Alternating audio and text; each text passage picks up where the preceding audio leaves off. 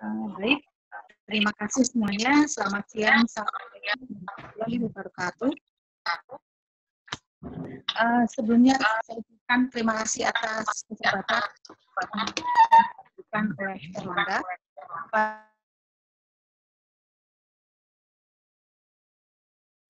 untuk berkontribusi memberikan sedikit pencerahan mengenai ilmu gizi lansia di masa pandemi COVID-19. Next slide. Boleh slide selanjutnya, Mbak? Seperti yang kita ketahui bersama, WHO telah mendeklarasikan masalah munculnya virus corona, virus 19 atau COVID-19 sebagai masalah public health emergency atau masalah kesehatan masyarakat yang cukup meresahkan dunia.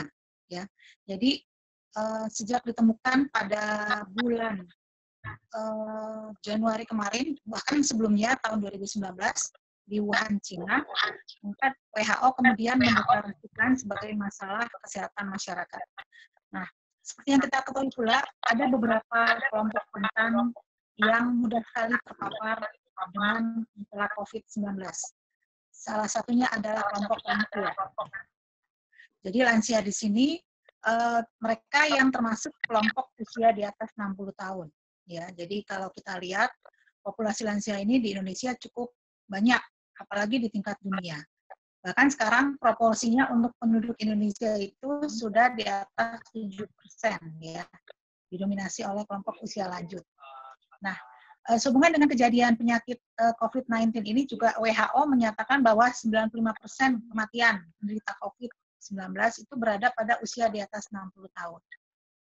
Nah, oleh karena itu, untuk mengantisipasinya, maka lansia memerlukan asupan gizi yang tepat.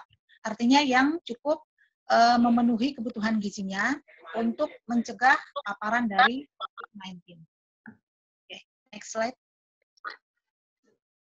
Slide selanjutnya, Mbak. Ya, nah, mengapa lansia rentan sekali terpapar COVID? Tentu kita ketahui bahwa lansia itu sudah mengalami penurunan imunitas tubuh, ya, karena sudah ada beberapa penurunan fungsi-fungsi dari organ tubuh seperti jantung, paru-paru, dan sebagainya. Kemudian juga ada penurunan produksi hormon pada tubuh lansia. Kemudian juga kebanyakan lansia disertai dengan penyakit komorbiditas, antara lain penyakit kanker, paru-paru, hipertensi, kemudian juga diabetes dan jantung, yang memudahkan mereka untuk lebih rentan lagi terpapar pada COVID-19. Jadi yang pertama, sesuai dengan umur, sebetulnya organ reproduksi dan organ fungsi daripada tubuh lansia sudah menurun. Kemudian juga produksi sel-sel darah putih maupun sel-sel killer yang mereka keluarkan juga sudah mulai mengalami penurunan fungsi. Kemudian ditambah lagi dengan adanya penyakit komorbiditas, umumnya itu penyakit-penyakit degeneratif memudahkan mereka untuk terpapar dengan penyakit COVID.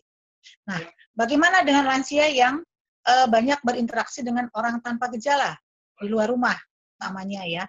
Nah, sementara kita ketahui bahwa OTG itu sendiri tidak menunjukkan gejala-gejala klinis ataupun fisik yang bisa dilihat dari kasat mata. Nah, mereka berinteraksi dengan OTG memudahkan mereka makin rentan terpapar pada COVID-19. Selanjutnya, bagaimana dengan proporsi dari kasus kematian COVID-19 di Indonesia pada usia lanjut? Nah, ternyata ditemukan bahwa kurang lebih 40% kasus kematian COVID-19 di Indonesia itu berada pada usia di atas 60 tahun. Nah, meskipun data terakhir menyebutkan sekarang sudah bergeser kepada usia 40 sampai 55 tahun. Namun demikian proporsi dari kematian usia lanjut juga masih tinggi di Indonesia terkait COVID-19. Nah, selanjutnya saya akan paparkan mengenai data angka kecukupan gizi. Boleh ditampilkan tabel dari AKG tahun 2019. Di sini bisa kita lihat bahwa lansia yang berada di atas usia, sebetulnya di sini usianya 60 tahun, tapi kita mengambil titik tengah dari 50 sampai 64 tahun, bahwa mereka dengan asumsi berat badannya kurang lebih pada lansia laki-laki 60 kg, kemudian tinggi badan 166 cm, akan memerlukan 2.150 kilokalori. Kemudian proteinnya 65 gram, lalu lemaknya itu sendiri kurang lebih 60 gram.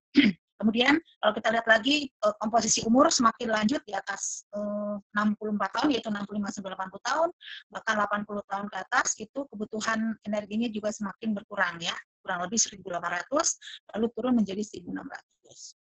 Sementara untuk kebutuhan proteinnya juga demikian, berkurang 1 gram dibandingkan dengan lansia yang usianya lebih muda. Nah, bagaimana dengan kebutuhan lemak? Kebutuhan lemak di sini juga akan disesuaikan dengan pertambahan usia. Jadi di sini ternyata semakin lanjut usia, maka kebutuhan lemak, energi, dan protein juga akan semakin berkurang. Demikian pula dengan karbohidrat ya, kita bisa lihat semakin lanjut usianya, maka kebutuhan karbohidratnya juga akan semakin rendah. Itu pada lansia laki-laki. Nah, bagaimana dengan lansia wanita atau lansia perempuan? Boleh, next slide. Ada di tampilan tabel yang kedua. Boleh, Mbak? Di sini pada lansia perempuan di atas 50, di antara 50 sampai 64 tahun, kebutuhan energinya 1.800 kilokalori, kemudian proteinnya 60 gram, lalu lemaknya kurang lebih 50 gram, dan karbohidrat 280 gram. Demikian pula, semakin bertambah usia lanjut lansia, maka kebutuhan dari energi zat gizi makro ini mencakup energi, protein, dan lemak, juga karbohidrat juga akan semakin berkurang. Jadi dari tabel ini dapat disimpulkan bahwa kebutuhan zat gizi makro pada usia lanjut itu akan semakin rendah dibandingkan pada saat mereka berusia muda sebelumnya. Selanjutnya, next slide, Mbak. Ya, sekarang adalah kebutuhan angka kecukupan gizi, vitamin, dan mineral. Di sini kita bisa lihat bahwa pada usia lanjut juga kebutuhan daripada vitamin dan mineral yang banyak dibutuhkan, utamanya dalam menghadapi masa pandemi COVID ini adalah vitamin A, vitamin C, vitamin D, kemudian zinc, lalu juga asam folat. Itu juga menunjukkan bahwa angka yang dibutuhkan akan semakin rendah dibandingkan dengan kelompok usia muda. Nah, slide selanjutnya, Mbak. Next slide.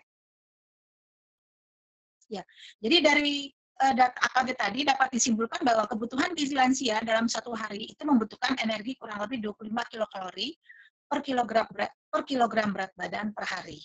Jadi kalau misalnya lansianya mempunyai berat 60 kg, maka tinggal dikalikan saja dengan 25 kilokalori. Kemudian protein juga kebutuhannya per kilogram berat badan adalah 1,5 gram per hari, per kilogram berat badan per hari, tinggal dikalikan dengan berat badannya. Lalu asupan serat bisa diperoleh dari sayuran, buah, itu kebutuhannya adalah maksimal 25 gram per hari. Nah, bagaimana dengan kebutuhan cairan? Kebutuhan cairan di sini adalah cairan yang bisa diperoleh dari konsumsi air minum, kemudian juga konsumsi minuman lain seperti teh, kopi, dan lain-lain, itu maksimal 1,5 ml per hari. Asumsinya adalah setara dengan 6 gelas per hari. Lalu vitamin dan mineral kebutuhannya mengacu kepada angka kecukupan gizi 2019 yang tadi saya sudah paparkan pada slide sebelumnya. Boleh slide selanjutnya. Nah, selanjutnya apa saja sumber makanan yang bisa meningkatkan imunitas lansia di masa pandemi COVID-19 ini? Yang pertama tentunya adalah sumber protein, arginin, dan glutamin. Ya, sumber arginin ini bisa kita peroleh dari makanan beras yang kita makan sehari-hari. Lalu ada daging ayam, daging sapi, ikan air tawar. Ya, ikan air tawar itu macam-macam ya. Ada ikan kembung, ikan bandeng, ikan lele, mujair, dan ikan mas. Kemudian juga ada seafood. Seafood itu umumnya seperti dari ikan tongkol, kakap, tenggiri, dan juga dari sumber protein hewani dari sosis ya, daging sapi. Nah, sementara untuk sumber glutamin kita bisa peroleh dari konsumsi daging, ikan, kacang, dan susu. Nah, selain protein itu juga membutuhkan asam linoleat atau omega 6. yang bisa kita peroleh dari konsumsi daging, unggas, telur, alpukat, sereal, gandum, margarin, minyak nabati, minyak kedelai, minyak jagung, biji bunga matahari, kacang mete, kacang kedelai, dan jenis kacang-kacang lainnya ya. Jadi selain kita memerlukan protein, kita juga membutuhkan asam linoleat atau omega 6. Kemudian juga kita bisa konsumsi yogurt ya, yang bisa kita peroleh di pasaran dan umumnya sudah mengandung Lactobacillus acidophilus atau probiotik lainnya. Nah, yogurt ini baik untuk membiarkan bakteri-bakteri baik yang ada di saluran cerna kita ya, sehingga akan meningkatkan imunitas tubuh. Oke, slide berikutnya. Nah, selanjutnya adalah mineral zinc. Zinc juga diyakini bahwa bisa meningkatkan kekebalan tubuh kita. Contohnya kita bisa konsumsi bayam, kemudian brokoli, daging sapi, ya, daging kambing. Lalu dari sayuran, dari kembang kol, kangkung, kacang kedelai, tahu, dan susu. Ya. Zinc ini sebetulnya selain untuk meningkatkan kekebalan tubuh juga bisa untuk menambah nafsu makan. Jadi umumnya kalau misalnya anak-anak ya yang susah makan itu biasa diberikan sirup yang mengandung zinc. Selanjutnya ada asam folat. Nah, asam folat itu bisa kita peroleh dari konsumsi sayuran hijau seperti sayuran bayam, kangkung, ya, sawi hijau, dan lain-lain. Lalu juga dari kembang kol, ya, brokoli, lalu dari susu, daging, dan ikan. Nah, kembang kol dan vitamin C. Nah, ada lagi kira-kira yang membantu peningkatan imunitas kita, yaitu zat besi, atau kita kenal dengan Fe. Ya.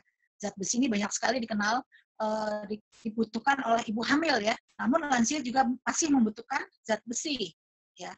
Salah satunya kita bisa peroleh dari sayuran kangkung, sawi putih, lalu bayam, brokoli, bunga kol, kacang panjang, kacang hijau, kacang kedelai, daging sapi, daging kambing, tahu, tempe, dan telur ayam, serta susu. Ya. Jadi banyak sekali kalau kita lihat sumber makanan yang mengandung zat besi. Nah, umumnya makanan yang mengandung zat besi juga kaya akan asam folat. Oke, next slide. Selanjutnya, Mbak. Boleh ditampilkan slide berikutnya? Ya. Nah, berikut adalah pola makan lansia yang tepat selama masa COVID-19. Nah, mengacu kepada Kemenkes RI, kita mempunyai isi piringku. Ya, jadi di sini kita bisa lihat di kolom sebelah kiri, gambar sebelah kiri, itu adalah pembagian dari satu piring makanan. Nah, yang di sebelah kanan adalah contohnya yang real ya. Jadi kalau kita lihat, di sini satu piring makanan itu harus terdiri dari setengah piring, isinya adalah sayuran dan buah. Kemudian 2/3-nya sumber karbohidrat. Dan sepertiganya adalah, sepertiga piring adalah sumber protein. Jadi totalnya memenuhi semua kebutuhan gizi makro yang diperlukan ya. Karena ada variasi dari vitamin mineral, karbohidratnya, protein, dan lemak. Oke. Slide berikutnya. Ya, ya. Nah, di sini adalah contoh isi piring makanku bagi lansia. Ya. Di sini kalau kita lihat, komposisinya sama ya. Jadi ada setengah piring berisi buah dan sayur, kemudian setengah piring itu terdiri dari sepertiganya lauk pauk dan 2/3-nya adalah makanan pokok. Ya. Demikian pula yang sebelah kanan, di sini juga mengacu pada pedoman gizi seimbang dari Permenkes. Di sini contohnya adalah satu piring terdiri dari setengah nasi, beratnya 150 gram, kemudian ada sayuran, satu mangkok sayuran 150 gram, lalu ada lauknya yaitu ikan, satu potong ikan 75 gram, kemudian tahu, satu potong 100 gram, dan juga ada buah ya, buah pepaya, 2 potong mengandung beratnya 150 gram. Lalu konsumsi air putihnya 1 gelas. Nah, ini sudah memenuhi keragaman daripada gizi seimbang. Ya, oke. Slide selanjutnya. Nah, bagaimana sekarang dengan pola makan lansia yang tepat selama masa COVID-19? Yang pertama, tentunya lansia harus mengkonsumsi sayuran yang berwarna hijau atau berwarna kuning, ya, sebanyak 3 kali sehari. Jadi kalau misalnya lansianya itu makan pagi, siang, sore itu harus ada lauknya sayuran, ya. Bagaimana pola pemasakan yang baik untuk sayuran? Sebaiknya dikukus, ya, atau dimasak sayur bening dan atau direbus. Nah, kalau misalnya terlalu bosan dengan menu ini bisa ditumis tapi dengan sedikit minyak. Ya. Kemudian konsumsi makanan sumber protein hewani, ya, rendah lemak dan tinggi asam 3 dan 6. Tadi kita bisa lihat, kita bisa peroleh dari ikan gabus, ikan patin, ikan lele, dan juga kita konsumsi putih telur. Minimal 3 kali sehari. Tapi tentunya 3 kali sehari ini bukan hanya satu jenis, misalnya makan putih telur pagi, siang, malam. Tidak, misalnya 3 kali sehari sumber protein di mix dari ikan lele misalnya 2 kali dan 1 kali telur. Atau mungkin ikan gabus 1 kali, 2 kalinya ikan patin, ya. Nah, proses pemasakannya juga harus diperhatikan. Jadi sebaiknya ikan ini boleh digoreng, tapi jangan terlalu sering dikonsumsi dengan cara digoreng. Misalnya dikonsumsi dengan dipanggang, lalu dibuat pepes, atau mungkin lain kali bisa dibuat sop, dibuat pindang ikan, ya. Nah, kalau memang ingin meningkatkan cita rasa sedikit, bisa ditumis dengan sedikit minyak, ya. Tentu tidak berarti prosesnya akan digoreng karena hanya membutuhkan sedikit minyak. Nah, kemudian jangan lupa pula untuk mengkonsumsi makanan sumber protein nabati, ya, minimalnya 2 potong sehari, misalnya tahu, tempe, kacang merah, kacang kedelai, dan kacang hijau. Ya, jadi minimal 2 potong. Jadi kalau mau 3 potong, 4 potong boleh, tapi perlu diperhatikan jenisnya. Jangan satu macam dimakan itu aja satu hari. Mungkin bisa digabung dengan jenis yang lain. Misalnya, 1 potong tempe di pagi hari. Nanti untuk makan siang dan makan malamnya bisa mengonsumsi tempe 2 potong. Atau sebaliknya bisa mengonsumsi kacang hijau, ya. Untuk variasi daripada keragaman makanan sumber protein. Oke, slide berikutnya. Nah, bagaimana dengan buah? Nah, kita ketahui buah yang bisa meningkatkan imunitas tubuh dari sumber vitamin C adalah buah-buahan yang berwarna kuning, ya, dan juga cukup banyak mengandung air, misalnya jeruk, lalu semangka, ada jambu biji merah, pepaya, ya, nanas, pisang, buah naga. Nah, vitamin C ini diyakini betul memang cukup ampuh dalam proses peningkatan imunitas tubuh usia lanjut dibandingkan dengan vitamin-vitamin yang lain, misalnya vitamin E dan juga vitamin A. Kemudian perbanyak penambahan bumbu alami. Nah, diketahui bahwa beberapa ramuan atau mungkin rempah-rempah dari Indonesia ini kaya akan antioksidan, ya, yang bisa meningkatkan imunitas. Contohnya jahe, kunyit, lengkuas, temulawak, bawang putih, pala, serai, dan daun salam. Nah, kesemua jenis bumbu alami tadi itu mengandung flavonoid atau antioksidan yang bisa meningkatkan imunitas tubuh kita. Nah, yang terakhir adalah konsumsi air putih, ya. Konsumsi air putih itu paling banyak itu adalah 6 gelas, ya. Jangan lebih dari 6 gelas. Kalau usia dewasa muda, kita biasanya menganjurkan 8 gelas. Tapi kalau untuk usia lanjut, kita sarankan maksimal hanya 1,5 liter atau setara dengan 6 gelas. Nah, 6 gelas itu tentu harus dibagi, ya, mulai dari pagi hari, siang, sore, sampai malam. Itu kalau pada saat tidak puasa. Nah, kalau pada saat sekarang yang sedang kondisi puasa, kita bisa bagi rata, misalnya 1,5 liter itu dibagi untuk sahur, kemudian berbuka, dan di tengah waktu antara buka puasa sampai menjelang sahur, ya. Jadi jangan sampai kelebihan. Karena apa? Karena kita ketahui bahwa pada lansia umumnya itu sudah mengalami penurunan fungsi ginjal. Ya, jadi jangan sampai nanti ginjalnya masih sehat, tapi harus mempunyai beban kerja yang berat untuk menyaring air. Lama-lama tentu juga bisa